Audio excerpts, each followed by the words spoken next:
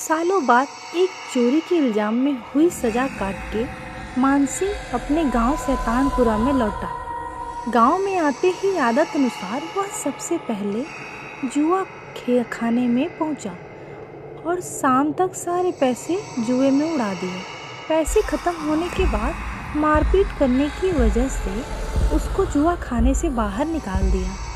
फिर मानसिंह कुछ देर के लिए बाजू वाले चबूतरे पे जाकर लेट गया। कुछ देर के लिए उसकी आंख लग ही गई थी कि उसे अजीब सी आवाज़ें सुनाई दी। मानसिंह की नींद टूटने से वह थोड़ा गुस्से में था। उसके उठ के देखा तो वहाँ चबूतरे पे एक आदमी अकेला बैठा था। उसके दाहिने हाथ में 3 उंगलियां नहीं थीं और वह बार बार एक सिक्का हवा में उछाल रहा था और बाजू में देख के किसी से पूछता चित या पट, और खुद जीतने पर उछल उछल कर ताली बजाता और हारने पर रोता। पर चबूतरे पे तो वह अकेला ही बैठा था, तो वह बात किससे कर रहा था।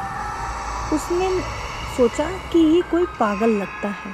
तभी उसकी नज़र उस सिक्के पर पड़ी जो वह बार बार उछाल रहा था। वह था खरा शुद्ध सोना। सिक्के देखते ही मानसिंह उसके पास जाकर बैठा और वह सिक्का उससे छीनने की कोशिश की, पर छीन नहीं पाया। वह बूढ़ा आदमी उससे दूर जाके खड़ा हो गया और बच्चे की तोतली आवाज़ में बोला, मैं अपना सोना किसी को नहीं दूंगा।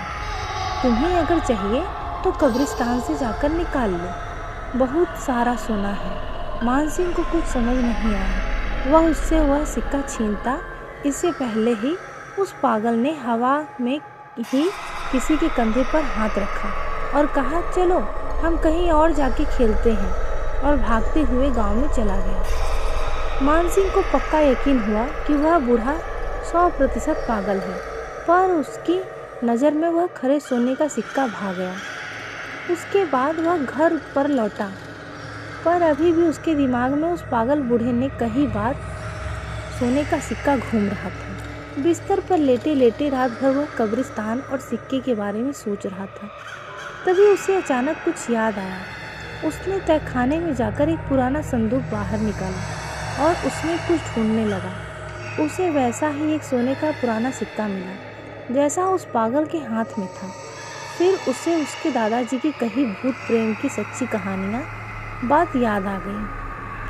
कई सदियों पहले गांव में जब लोग मरते थे तब उनके मुंह में सोने का सिक्का या सोने की कोई वस्तु रख के उन्हें जंगल वाले पुराने कब्रिस्तान में दफनाया करते थे। पर धीरे धीरे वह प्रथा बंद हो गई और भूत प्रेतों के खौफ से सारे लोग जंगल छोड़कर यहाँ आकर बस गए। बाद में वह पुराना कब्रिस्तान कुछ अघोरी तंत्रिकाओं के मंत्र तंत्र की शक्तियों से हमेशा के लिए बंद करवा दिया।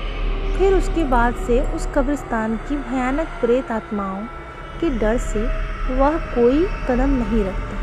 इतना सब कुछ समझने के बाद मानसिंह के मन में एक शैतानी ख्याल ने जन्म लिया, उस कब्रिस्तान में से सोने का सिक्का निकालने का ख्याल। उसने उसी रात तहखाने से खुदाई का सामान, मसाल और कुल्हाड़ी ली और चल पड़ा अकेले ही मुर्दों को जगाने। रात के लगभग 12:30 बजे उसने बड़ी सावधानी से गांव पार किया और थोड़ा दूर जाके मसाल जलाई। कुछ ही समय में वह कब्रिस्तान पहुंचा और बिना किसी भूत प्रेत और डर की परवाह किए उसने पहली कब्र खोदी।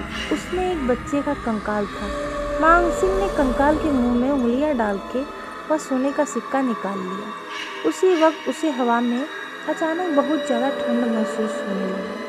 कहते हैं ना, अगर आसपास कोई भूत प्रेत का साया हो तो अचानक ही गजब की ठंड महसूस होती है। ये उसी का संकेत था। पर मानसिंह की आंखों पे तो लालच का पर्दा पड़ा था। सोने के अलावा वह किसी और के बारे में वह सोच ही नहीं पा रहा था। फिर उसने और एक कब्र खोद के कंकाल के मुंह से सिक्का निकाल लिया। मानसिंह ने दोनों कब्रों को पहले जैसा मिट्टी से ढक दिया और उन पर एक खान निशान बनाया ताकि अगली बार उसे पहचान सके। मानसिंह सुबह होने से पहले जंगल से बाहर निकल आया, पर वह इस बात से बिल्कुल अनजान था कि उसने अपनी दर्दनाक मौत का भयानक खेल शुरू कर दिया है। इसी तरह वह और 2 दिन कंकालों के मुंह से सिक्के निकालते रहा। पर कहते हैं ना, हर चीज़ का अंत एक सही समय पर निश्चित होता है। वैसे ही इस सब का भी अंत उसी रात को होने वाला था, क्योंकि वह रात अमावस्या की थी, मतलब सारी शक्तियों के जागने का समय। मानसिंह हमेशा की तरह मध्यरात्रि कब्रिस्तान में पहुंचा। अब तक उसने 5 कब्रों में से सोना निकाला था और इस बार उसकी छठी कब्र खोदनी शुरू की। जब उसे कंकाल मिला तब हमेशा की तरह उसने खोपड़ी के मुंह में उंगलियां डाली और वह सोने का सिक्का ढूंढने लगा। तभी उसकी उंगलियों को उस कंकाल के मुंह में कुछ महसूस होने लगा और अचानक उस कंकाल का जबड़ा कस गया किसी जाल तरह और उसकी उंगलियां उसमें फंस गईं। भय से मानसिंह को पसीना छूटने लगा। तभी उस कंकाल के हाथ पांव हिलने लगे और अचानक उस पूरे कंकाल में जान आने लगी।